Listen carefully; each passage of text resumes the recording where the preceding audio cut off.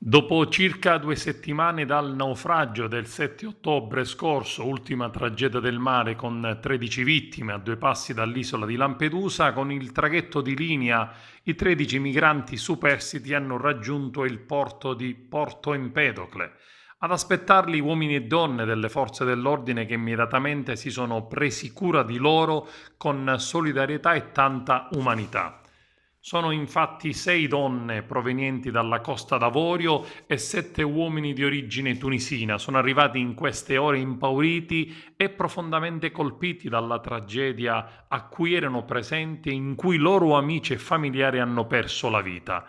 Dietro ognuno di loro ci sono storie diverse da raccontare, rimpianti e affetti lasciati, povertà e disperazione, ma con la voglia di raggiungere il continente chiamato Europa.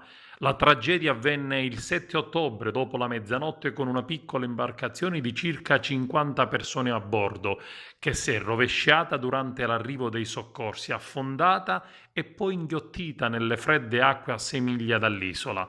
Ed il sindaco dell'isola Totò Martello ha dichiarato l'assenza di una politica europea che affronti il problema delle migrazioni, lamentando anche chi continua a speculare sui morti e sulle tragedie.